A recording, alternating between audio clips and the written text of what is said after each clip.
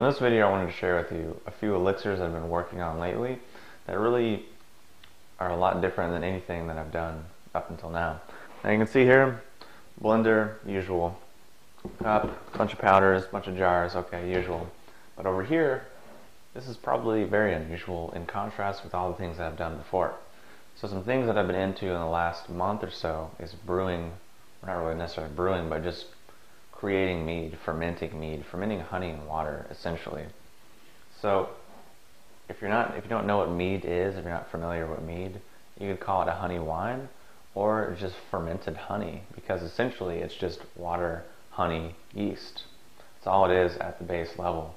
So what you build on that, from that, you can change it into just endless amounts of different things. So in this video I want to share with you what I've been brewing and why, and what I've been liking about it so far.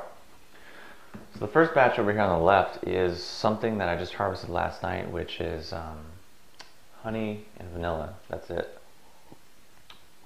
I just wanted to start off simple. I didn't want to throw in a bunch of herbs and get too crazy on my first batch. And I will say, it turned out amazing. So I have to say, how I learned and how you can learn if you want to start is go to bardicbrews.net and you'll see like a mead recipe on there. I just followed that and it turned out perfectly, and I was able to make a batch of mead that just crushes anything that I've ever had before, anything that I've bought from stores. So that's bardicbrews.net, Bardic Brews. Google that, look that up. You'll find some good resources, good recipes, good information on mead, and specifically how to make mead, and that's where I learned, and it works. So what I did was honey, water, yeast, vanilla. Now I got my yeast at a local brew store called My Kentucky Home Brews, and I was able to get all the supplies I needed there for like $30, $40, $50, and that's like gallons and gallons and gallons of mead that I'm going to be able to brew. So again, this recipe here is, the second one is something I started just a couple of days ago, just like 2 days ago. And it's already bubbling, it's already alive, it's already doing its thing. And this is just another honey vanilla brew that I'm doing. Just because I really love the way that tastes. And the feel from it is incredible, because you think, or at least I thought, alcohol, it's going to make me tired, slow, depressed, right? But the mead was incredibly stimulating and just gave me energy and made me want to be outgoing and do things and go out and read or just be creative and just do things. Like my brain kind of kicked on in a way. Now, it's not something I really expected, and I only had 2 glasses at that. So I'm sure if you drank a lot more, you'd eventually get kind of tipsy and inebriated, and those benefits would decline. But with alcohol, it's not a tonic herb, so you can't just, I don't need to tell you this, but I should probably point it out, because there's going to be someone who's going to say, oh, mead, it's good for you, it's awesome, I should drink a gallon. No, you shouldn't. You shouldn't do that. So, just want to put that out there. So that's the second batch, and hopefully it'll be done in a few weeks, and I'll be able to drink it. And I'll make another video letting you know how it turns out. Now this is something that was very experimental to me, in the sense that it's new herbs that I've never worked with and didn't really know too much about. So I just kind of went into it blindly and went to the store, bought the herbs, and then even went in with one thing in mind, came out with something completely different, and I wasn't really sure it was going to work, but I just went with it, and honestly it turned out awesome. It turned out so good. And the taste of this, before I even tell you what's in it, is really very similar to root beer. So I'm going to have myself really a traditional, real root beer here in a few weeks. And actually the next batch I'm going to make, once I find a recipe that I really like, is going to be a root beer, because as a kid, I loved root beer. It's too bad that it turns out that it's totally devoid and removed from its actual real roots and benefits of being a medicinal health beverage. And now it's just some flavored sugar, water, artificial colors, which is nothing but just poison for your body, basically. So that's something I really look forward to reconnecting with and actually getting the real thing. It's just kind of like We're sold a bunch of fake things. We're sold packaged pre-processed food and they say that's the real thing. Turns out it's not. We grow up on like fake, generic, disgusting animal products and that's the real thing, but then when you try the real thing, it's not. Like, I grew up on like Country Crock and Earth Balance, but here this is actually real raw butter from a local grass-fed Jersey cow, and it's real and it's actually does everything that it should do as what it's supposed to be.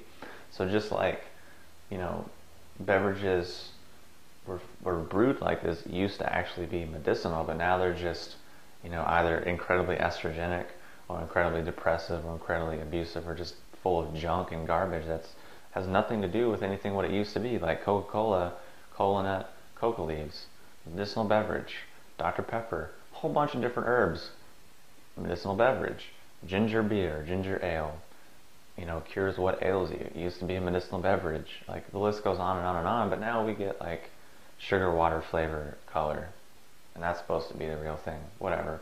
Okay, so back to the point here.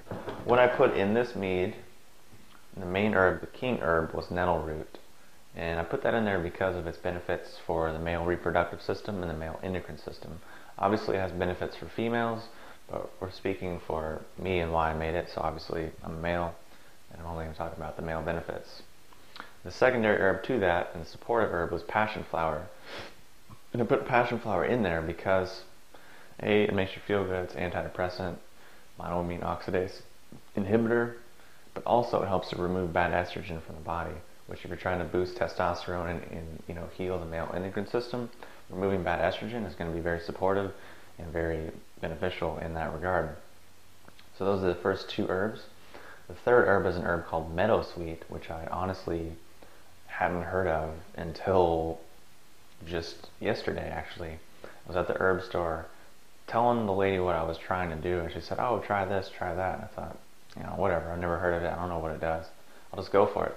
So apparently meadowsweet was called meadwort back, you know, in ancient times because they used it a lot to actually brew mead because of its flavor and because of its herbal properties. So flavor-wise, it's kind of sweet, kind of floral, kind of minty, and just adds a really nice flavor to the overall tea of this. And then it's also said to kind of uplift the heart and have emotional benefits. And for that reason, it was really revered by the Druids, who, of course, really revered mead. So, of course, meadwort, Druids, mead, that all goes together. So that's why I put it in there. It made sense. It was obvious to do so. So those are the three herbs. The fourth herb is birch bark, because I wanted something, I don't know, first I was like, I want cedar, I want spruce, I want pine, I want something, some tree element in there for the flavor. But they suggested birch bark, which actually worked out way better because birch has like a wintergreen minty flavor, which just added more to a root beer kind of vibe to this. So the fifth herb was a little bit of orange peel, just to add a little bit of those sour, sweet, aromatic, floral notes, and really just take the root beer notes to a whole new level. So that's pretty much, that's all the herbs that I put in there. And it was just, I brewed that herbal tea, did my honey, did my yeast. Did that last night, and it's already bubbling. You can already see the bubbles there. You can already see it just bubbled again. And it's fermenting, it's alive. The yeast are happy, they're eating all the sugar, and it's transmuting it into something that's going to be amazing. So, I just wanted to share those with you, what I've been making recently.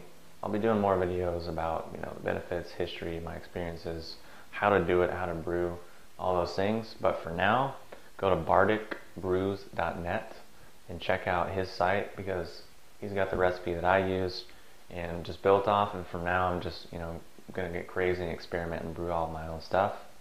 So that's what I'm working with now. If you have any questions or comments, post them below, and I'll talk to you.